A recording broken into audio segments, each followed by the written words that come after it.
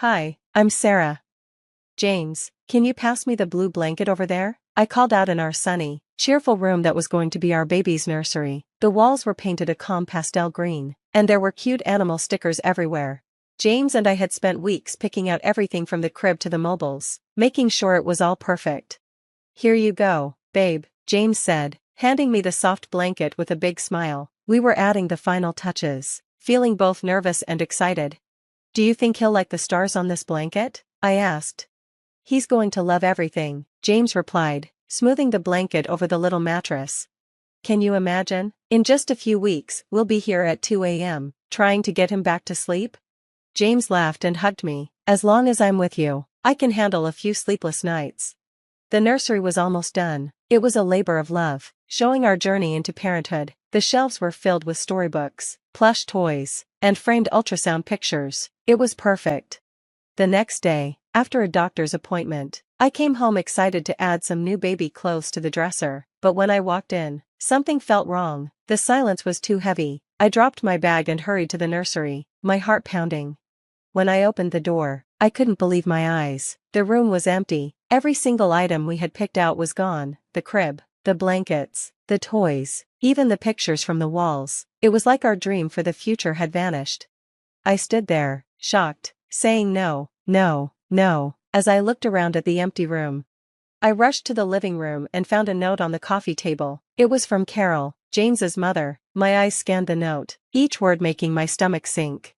Sarah and James, I've taken the liberty of donating your nursery items to a charity. There are many people who have nothing, and I know you can easily replace these things. It's for a good cause. You'll understand one day. Love, Carol. Understand? How could I understand?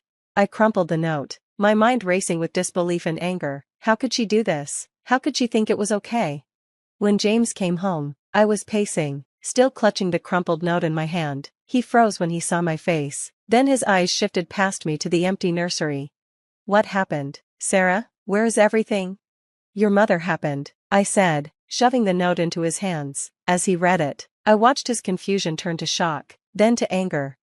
This isn't right. She can't just decide this for us. James crumpled the note too, his jaw tightening. She had no right, none at all.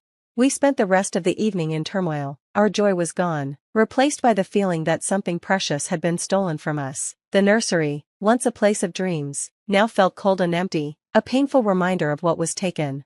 We need to talk to her, James. This can't continue, I said, my voice steady with determination as I grabbed my phone. She needs to understand she can't just interfere like this. As the phone rang, my resolve grew stronger. This wasn't just about the baby items, it was about respect. Respect for us, for our new family, and for the choices we made. I was ready to fight for that. After 2 rings, Carol answered. Hello? Carol, we need to talk about what you did with our nursery, I said, my voice firm and direct. Oh, hello, dear. Yes, I was just about to call you. I dropped off the nursery items at the charity this morning. They were so grateful, you know. Carol, why didn't you ask us first? That was for our baby. You took everything, I said, my words sharp with hurt and disbelief. There was a pause. I did it for a good cause. Sarah, you can always buy more stuff, can't you? That's not the point, Carol, James chimed in, his voice just as firm. Those were our choices, our preparations for our child. You had no right to make that decision for us. Carol sighed on the other end, her tone dismissive. James, when you see the bigger picture, you'll understand. There are so many families who have nothing. We're blessed, and we should help where we can. I thought you'd be proud. I'm not proud, Mom. I'm hurt. You crossed a line, James said, his frustration clear. I know you're upset, but you're overreacting. You can easily replace everything. I just thought it was wasteful to let all those new things sit there when others could use them now. You can set up the nursery again, Carol said, her voice steady, as if she was convinced she'd done the right thing. That's not your decision to make, Carol, I snapped, anger surging through me, gripping the phone tighter. You've taken something from us that we can never get back, the excitement and joy of preparing for our child. How can you not see that? There was a long silence on the other end before she finally responded. Sarah, James, I did what I thought was best. If you're this upset over a few items, I'll help you replace them, but I won't apologize for helping those in need. That's not what this is about, Carol, I replied, shaking my head even though she couldn't see me. It's about respect and boundaries. James took a deep breath, sounding exhausted as he spoke, more to himself than to his mother. We'll talk more about this later, Mom. Right now, we need some space. As we hung up, the air between us felt thick with tension. It wasn't just about the missing nursery items. It was about the deeper issue of our feelings and choices being completely disregarded.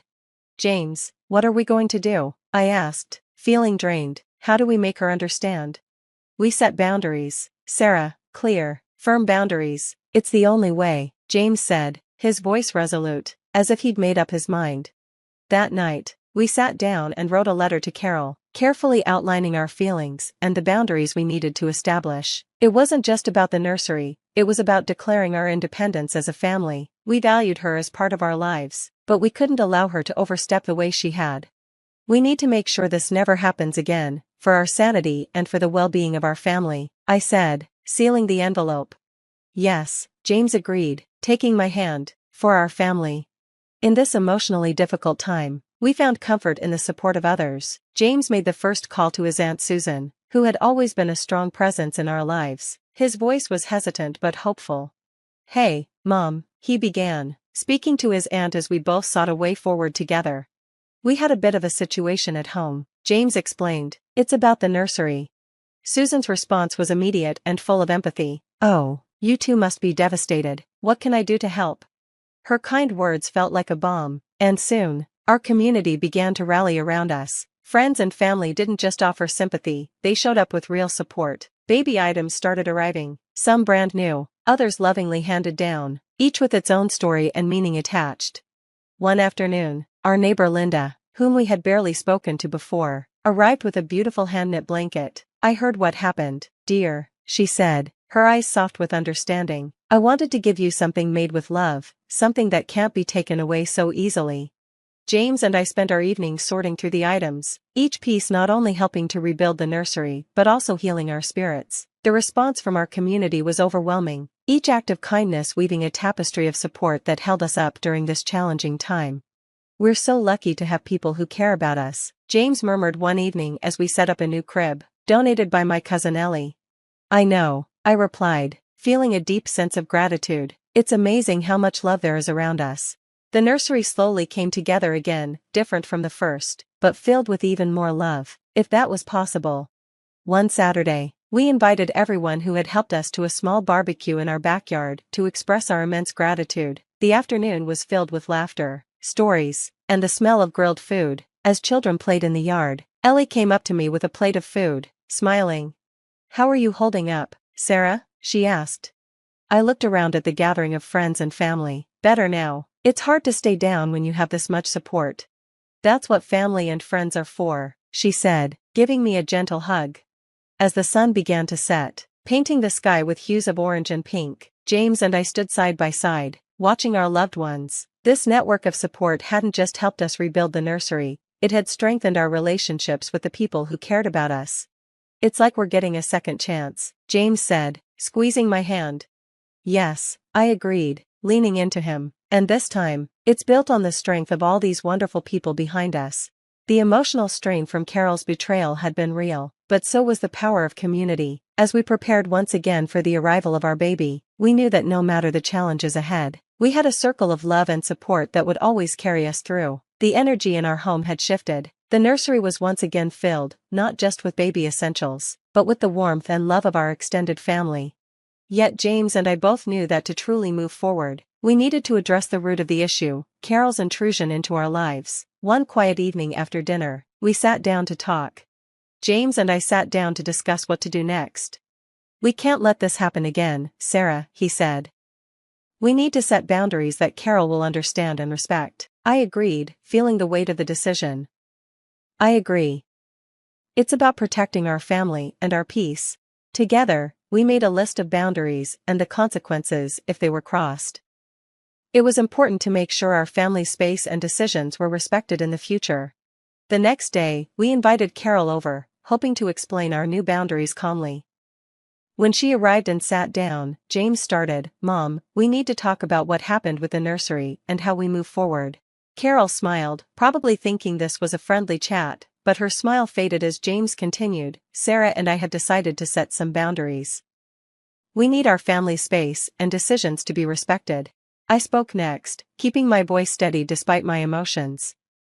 We appreciate your intentions, Carol, but in the future, we need you to ask us before making decisions that affect us or our home. It's important for our peace of mind. Carol looked confused. But I was just trying to help.